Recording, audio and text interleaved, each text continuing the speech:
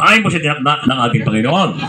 Ang sabi po ng salita ng ating Panginoon Kristo, patungkol po sa kung ano po yung maging kalalagayan, base po sa ganong klaseng katanungan, ay malinaw po at hayag ang kanyang kasagutan. Doon po sa kanyang Ebanghelyo ayon kay Juan sa Kapitulo 5, talata 28, huwag ninyong ipangilalas ito sapagkat dumating oras ng lahat ng mga nasa libingan ay makarinig na kanyang tinig. So kaya po malinaw po ang ating mga namatay, yan po ay pinalalagay na natutulog lamang. Sapagkat sabi po mismo natin Panginoon Kristo, ay dati po yung oras na sila po yung makarinig ng tinig ng ating Panginoon. Talatang 29, at magsisilabas. Ang mga nagsagawa ng mabuti ay sa pagkabuhay na maguli sa buhay. At ang mga nagsagawa ng masama ay sa pagkabuhay na maguli sa paghatol. So sa kabila po na mayroon po kamatayang magaganap sa sino man, anumang oras, ay mayroon po pinangako ang ating Panginoon.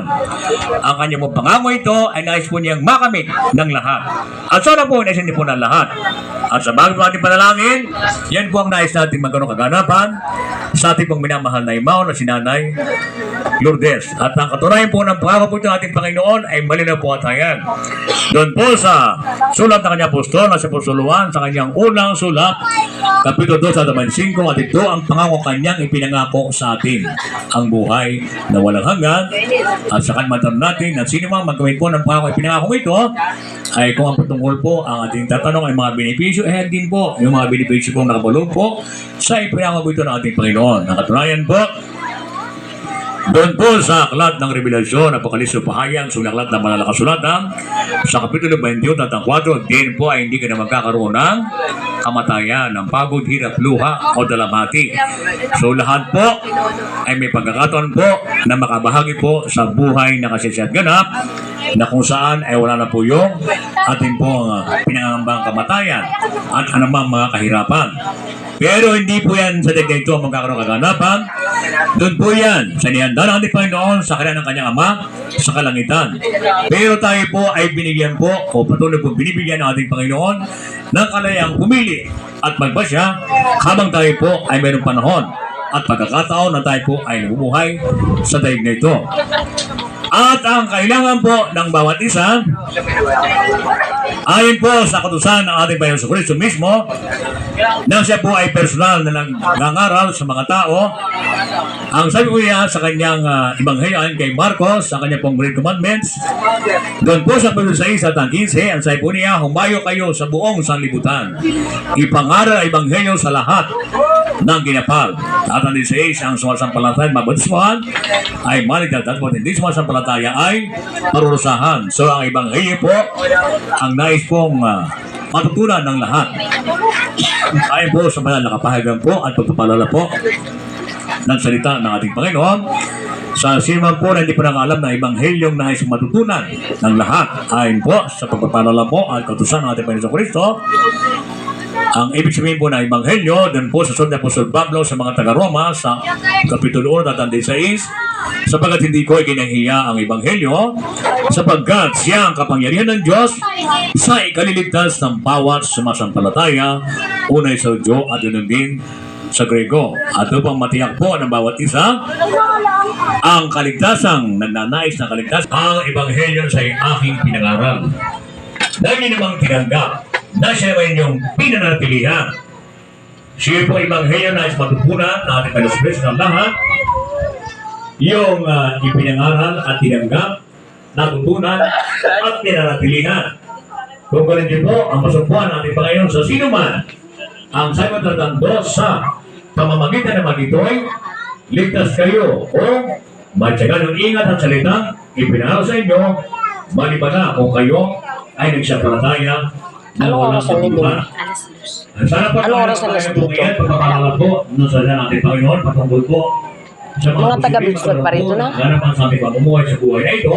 Nagparito na mga taga-beach. Mga taga-beach. Nagparito na. Ayan po. Ang kanyang po malala po pag-asa.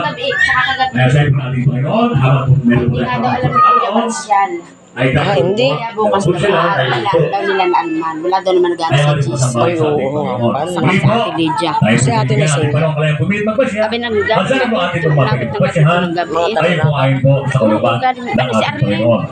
Maraming salamat po sa inyong pakikinig. At sa ating patuloy, muli po tayong makinig ng isang banal na awitin.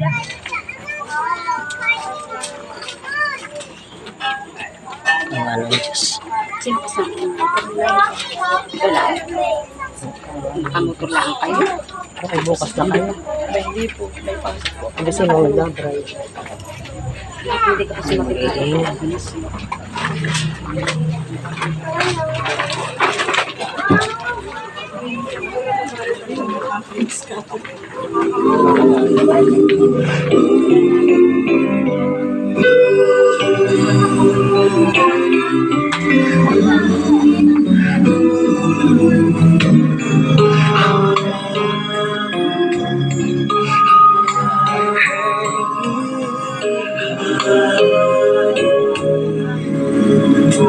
Lead me, Lord.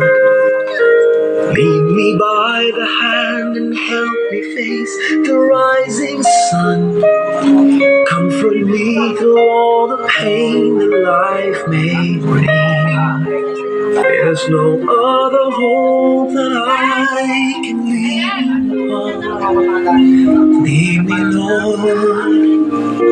Lead me all my life. Walk by me across the lonely roads that I may face. Take my arms and let your hand. I'd rather go on my way. Help me take the right direction. Take your road. Lead me, Lord, and never leave my side. All my days, all my life. You are my life. You're the lamp upon my feet. All the time, my Lord, I need you there. You are my life. I cannot live alone.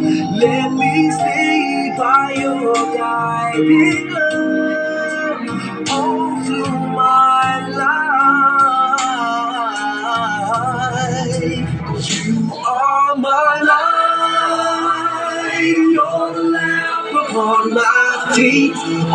Bali, ang una ko pong tatawagin ay isa po sa apo ni nanay, si Ma'am Kathleen.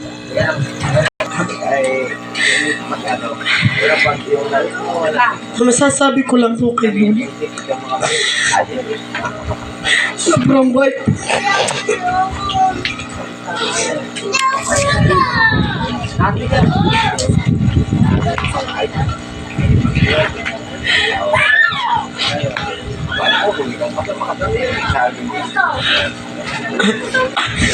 Wala po kaming masabi kay Lola. Yan po yung naging pangalawang ina namin po. Dahil yan po kami lumaki, magkakapatid. Kasama po yung namatay ko din kapatid. Bali po, 4 kami. Siya po yung parang pag wala si mama, siya po nag-iasikaso sa amin. Hanggang pagtulog po namin, siya po nagpapatulog sa amin, lahat po, pagkain, hanggang paglalaban ng damit namin. Isa po lahat. Po, nilula yung... Kaya ganito kami katamad din eh. Masyadong installed po kami. Wala po talaga kaming ginagawa. Kundi maglaro, babalik, kakain, maglalaro uli, hanggang pagtulog. Sabi-sabi kayo matutulog kahit yung banik ni Lulay sira-sira na. Bago kami patulugin eh, siyempre kakantahan pa kami na yan. Kaya sobrang nakakamiss si Luka. Hanggang isusubo niya, ipapakain pa sa aming magkakapatid. Kaya hindi namin malilimutan. Sa sobrang bait talaga. Wala kaming masasabi, hindi nagmumura po iyan. Kahit magalit sa amin, di po rin nagagalit sa amin iyan.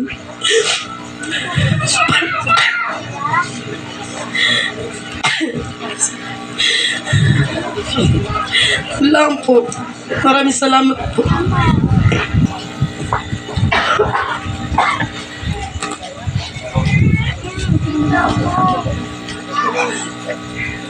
Ay, syempre po, lahat naman po ng nakakakilala po sa amin, magkapatid. Kanina, pinipit si Ryan, sabi ko, magagalit si Lola bukas pag hindi ka sumagot. Sabi niya, hindi daw niya kaya. Kaya sabi ko, naiintindihan ko na yung nararamdaman ni Ryan. Kasi nga, sa mga hindi po nakakaalam, lumaki po kami dalawa kay Lolo saka kay Lola. So, sila po yung nagsilbi namin mga magulang.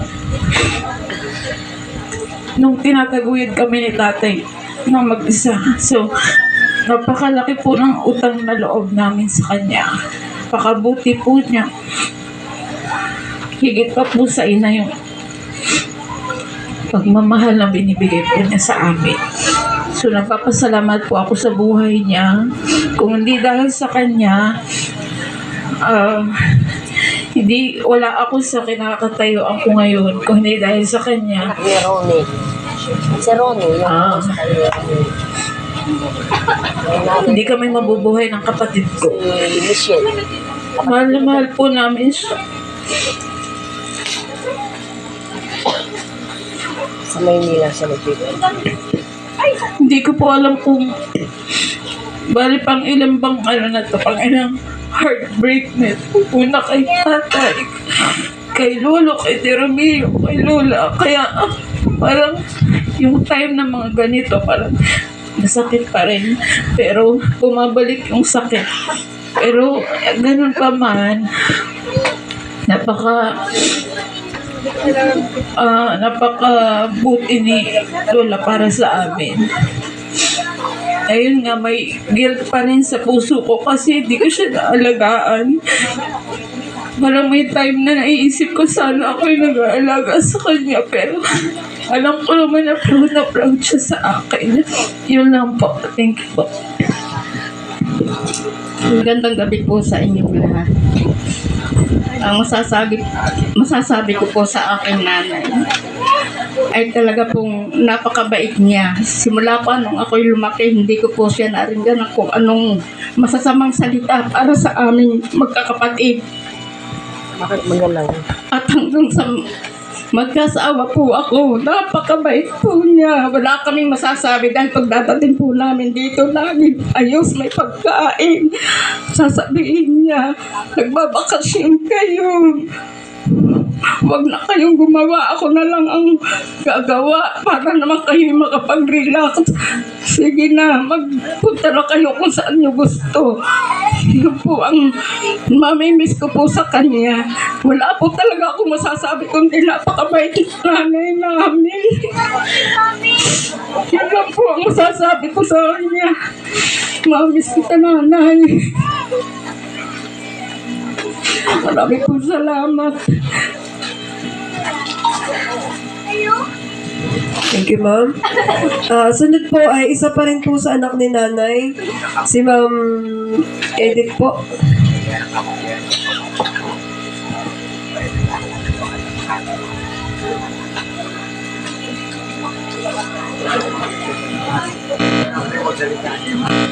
Magandang gabi po sa lahat. Nasabi na po nila lahat yung katangian ng aking magulang. Salamat po sa Panginoon na binigay niya sa buhay ng nanay ko na 87 years. Sulit na sulit po naman talaga. Salamat po sa mga walang sawang tumulong sa amin sa kaganapan ito. Maraming po salamat sa inyo. Ang masasabi ko po, isa lang, siya po ang tunay na dakilang ina. Salamat po.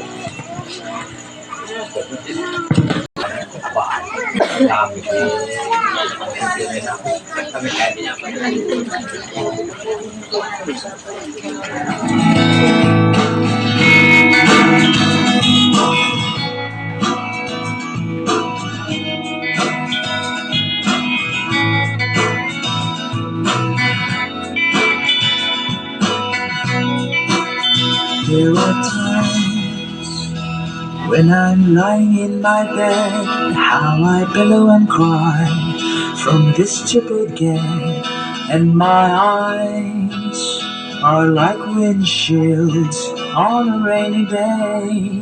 Homes rubbed down, swelling as I keep on digging my face in this cold hands of mine. Heaven else hungry too.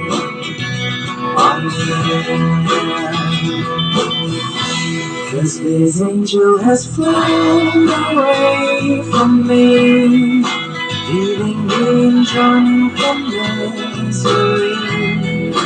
I should have clipped the wings and made her mine for all eternity. Now this angel has flown away from me, but I had the strength to set her free. Did what I did because I love her so. Will she ever find her way back onto me?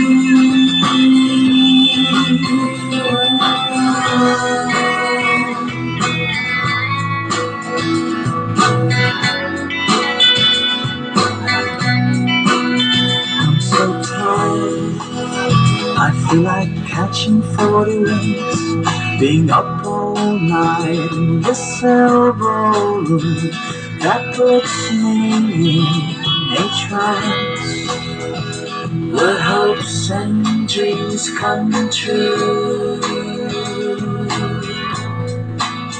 Now my lips are burning and my eyes. Panginoon ang kalakasan at matalas na isipan. Salamat sa sakripisyo mo at pagmamahal na hindi namin malilimutan. Mahal na mahal ka namin. Talagang totoo nilo at ano pong nagayulot pa.